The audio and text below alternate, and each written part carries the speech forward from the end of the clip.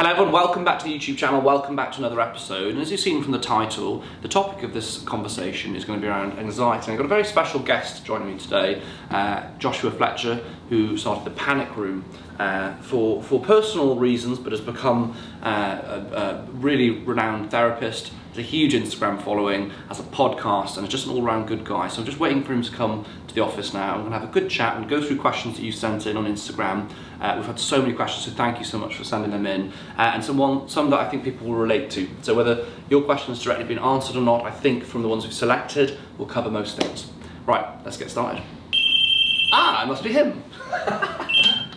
Fantastic acting, as you can see. Hello. Hey, Joshua, come in. See you in a moment. Bye-bye. Hello mate, how are you? Good to see you. Good to see you. Welcome to HQ. Take a seat. Thank you so much for coming down. I've seen a lot of the work that you've done, and I think it inspires a lot of people because you've been through your own experience, kind of a lived experience of like some elements of mental illness, but you've then gone on to actually create a whole career on helping other people with your own knowledge. Can you tell us a little bit about what you experienced, how it all started, and really why you went into this field? Yeah, sure. So it all started when I was a teacher at the time, and one day during a very stressful part of my life, there was a lot of things going on, I experienced what I now know as a panic attack. Now you hear the word panic attack a lot, and you imagine someone rolling around, deep breathing, screaming for help. Actually no, what happened was I just felt completely dissociated and thought I was going crazy, and it was the start of an anxiety disorder. And I went home and ruminated. I had strange symptoms, and I was worrying about the symptoms and Googling them, and I was like, wow, and I became pretty poorly and depressed from it as well.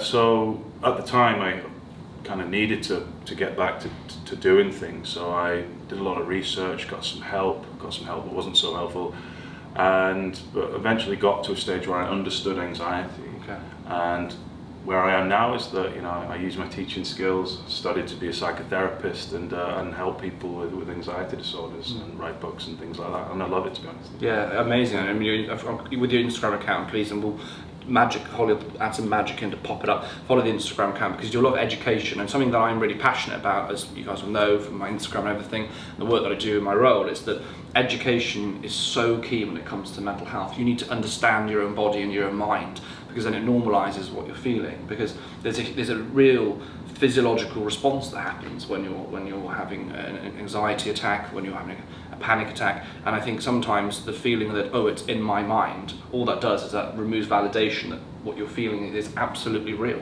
There's a few things I think I'd like to just kind of talk to you about before we dive into the full Q&A, and things that I think are useful for people to understand. So should we just cover a little bit of, what is an anxiety attack? What does that mean? Versus, and I think importantly, what versus a panic attack? Are they similar? Are they different?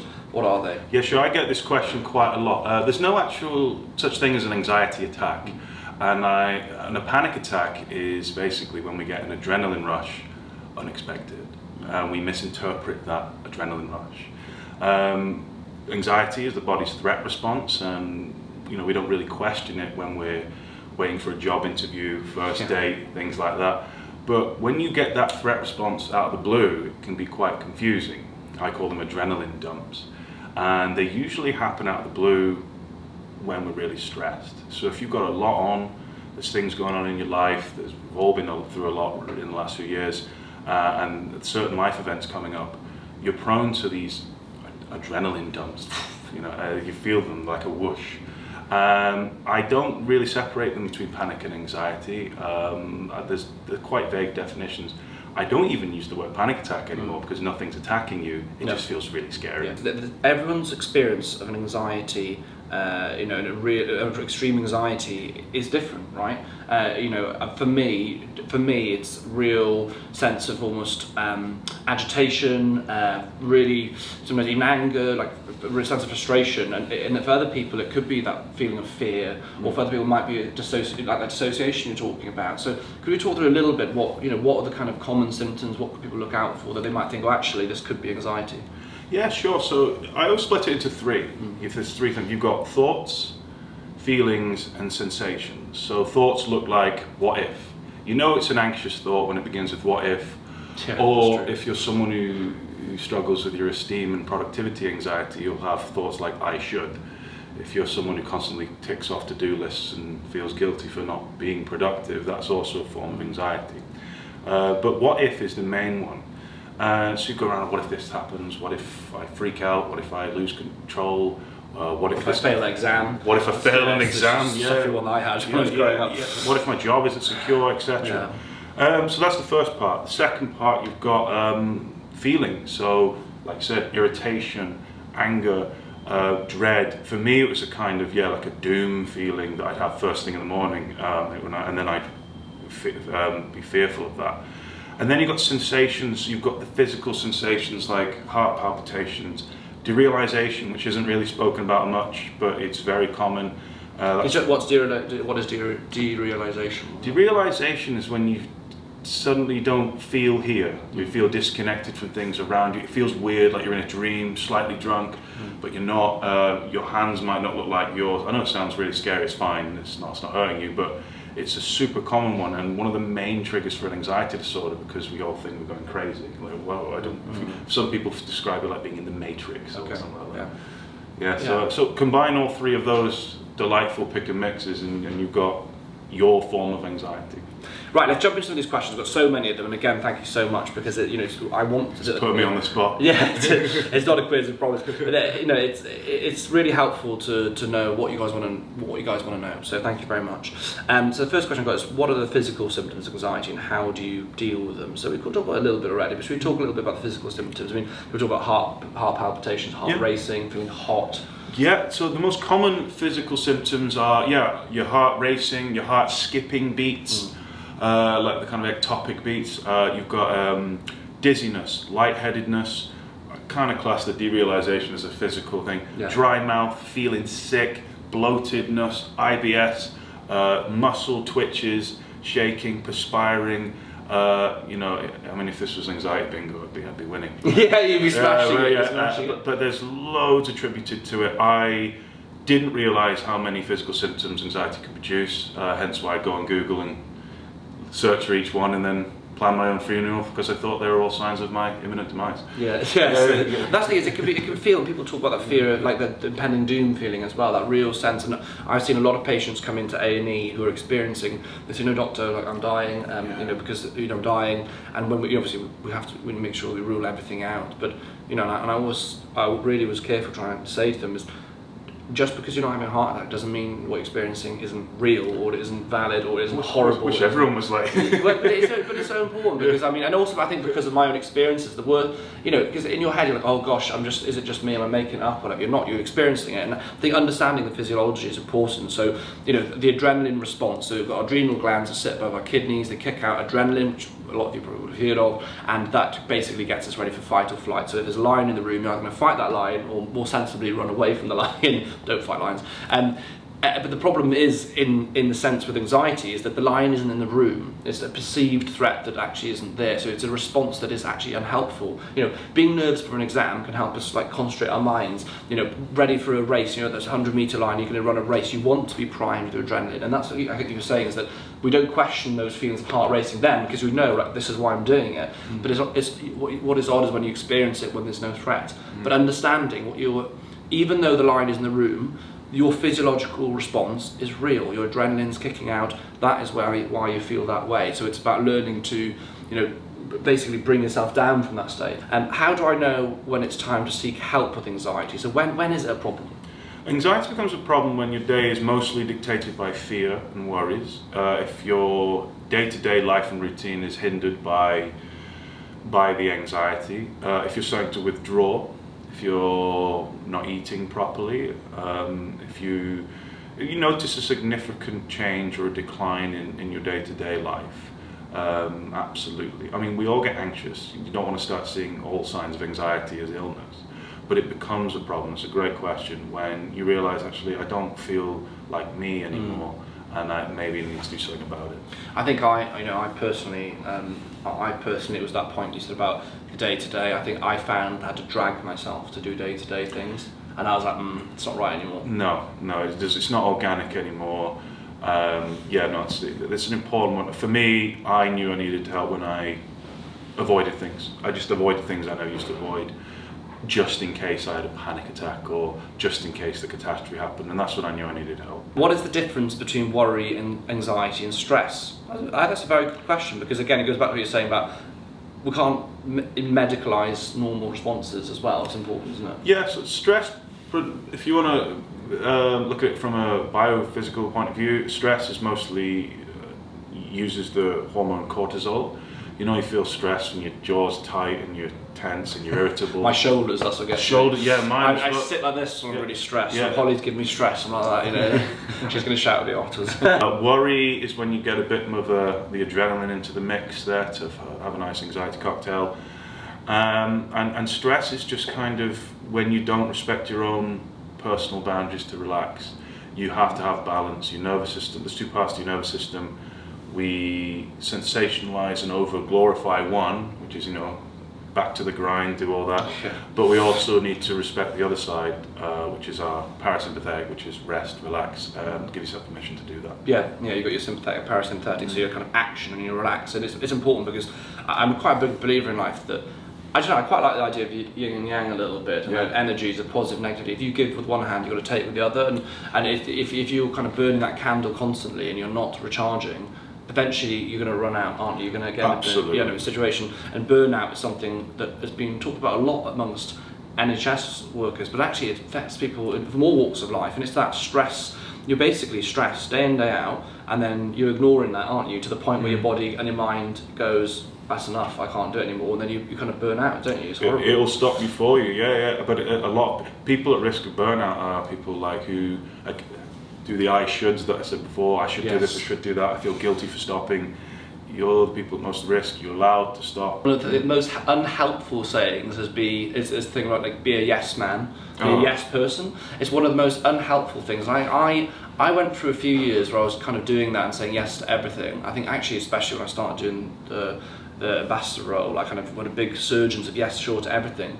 And then I was told very wisely by someone who said, if you try and do everything, you don't achieve anything. And I thought that was really helpful because, and not just that, it's clearly very bad for you, but you basically spread yourself so thin that you don't achieve the things you want to, and you burn yourself out at the same time. So you're not helping anyone in that circumstance. So I actually think that no is the most powerful word. Respect your boundaries and say no. But I find it so hard to say no. It is hard, isn't it, to say no sometimes? There's several reasons, but one of the main ones is that people want to avoid the feeling of guilt.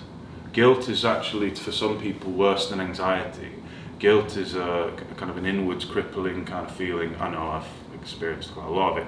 And to do that, you can deflect from it by being selfless, helpful for other people, doing tasks, being productive. But actually, sometimes it's okay to sit and see what you feel when you're not doing all that. If you find that you're overworked, you're really stressed, learn to say no. And you go, it's hard. You know, the boss asked me to do this. Yes, but your health and your health and happiness is number one. Ultimately, it is number one. And if you need to say no to protect that, then protect it. Can you be outgoing and confident and still have anxiety? Oh yeah.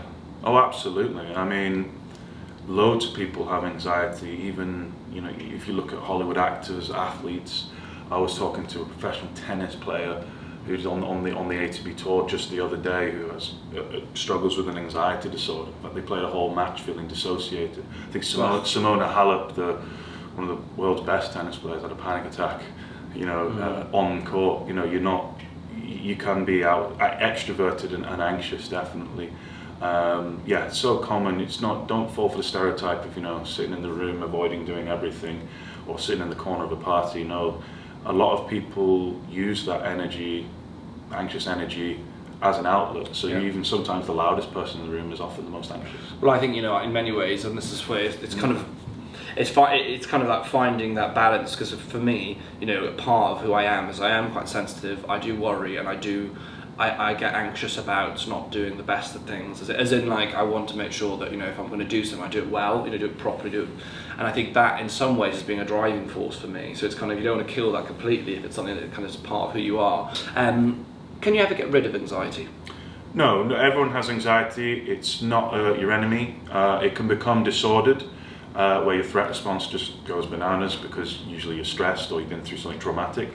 And it's just it's being overprotective. It's trying to look after you. You don't want to get rid of it. No. If you didn't have anxiety, we'd be walking, into traffic. Wouldn't. You burn your hand, burn your hand.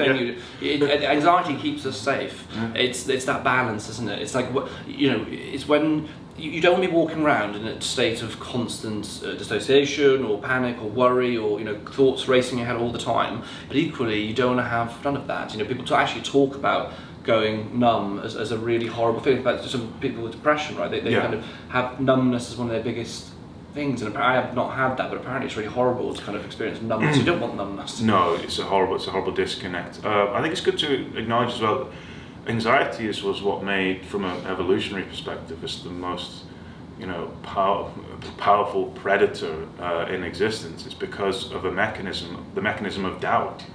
Our ancestors had a doubting mechanism, and if you have a doubting mechanism, you can be 3 steps ahead of danger. Yes. Yeah. But that mechanism has never ever evolved. So it's really annoying when we sat there at our desk, full of doubt, when we shouldn't. And but yeah, no, it's there for a reason, and you'd probably have thanked it in the past for many things.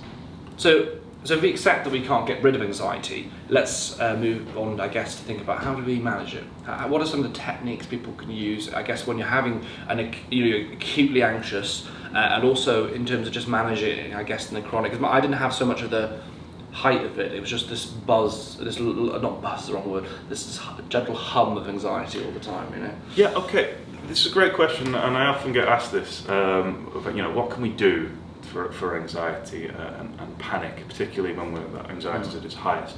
And the answer is, and I'm passionate about this answer because I'm someone who's been there and tried everything to get rid of my panic attacks.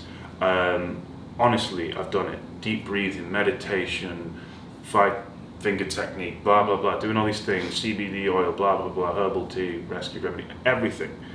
And what I realized in my big moment was my behavior is signaling to the threat response that anxiety itself is dangerous. And so I realized that the only way through it is willful tolerance. If you can practice the willful part of tolerating anxiety because you're safe, you're not in danger, and adrenaline just takes a bit of time to get through your body, and there's no technique that can rush adrenaline off. Maybe you can jog on the spot and stuff if you fancy looking like that, but no, because the magic of it is that when you realize that you yourself can tolerate those adrenaline rushes, your confidence goes through the roof. You do have a panic attack, don't leave the room. Don't tell the brain it's unsafe. If you need a moment, that's absolutely fine.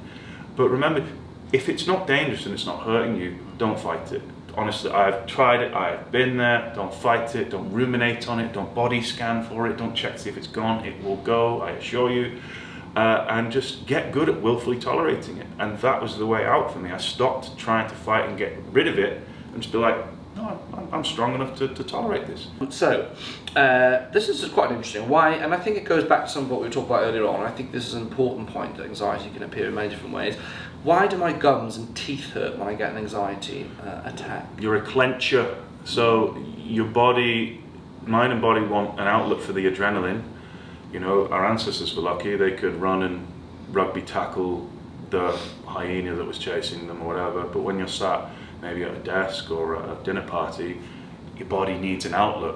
So anxiety will use all the major muscles in your body as an outlet for all that adrenaline. So your jaw, your bum, your legs, your chest, your stomach. This is why you feel so tense like this.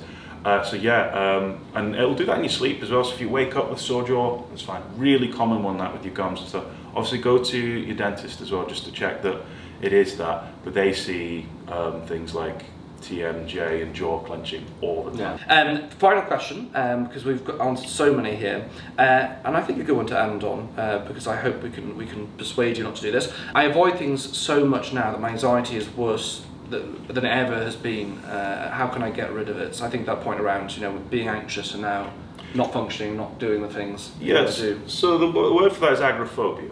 You've got agoraphobia when you have designated safe spaces. You might not even feel safe in that safe space, but it's the best that you can do. Agoraphobia is when you avoid doing things for fear that you will panic. It's a phobia of fear itself. And it's very common. You're not crazy, you're not going insane. I've been there. I didn't leave my room for a year. I was too scared to even go to the bathroom. And what you need to realize is this: you would approach the phobia like you'd approach a fear of dogs. You know, you could do it slowly, but you've got to go to the scary places a bit at a time. And the brain rewires itself. So for me, the scariest thing I ever did, and I've done some conventionally scary things, you know, the stuff that you can show off to gap year students about. But the actual scariest thing I did was to go to Asda, to go to a supermarket with the bright lights, and I don't know what I bought, doesn't matter, but I was challenging that threat response that I'd conditioned to protect me for everything out of my safe zone. My advice to you is go and see a CBT therapist who specialises in anxiety disorders, particularly agoraphobia. There's loads of literature out there as well, including my book. Not that I'm just plugging that. Have a look. But yeah, and there's loads of stuff out there that you can do. Again, really common. Agoraphobia actually doesn't take too long. If you really throw yourself into it, you'll feel like you again.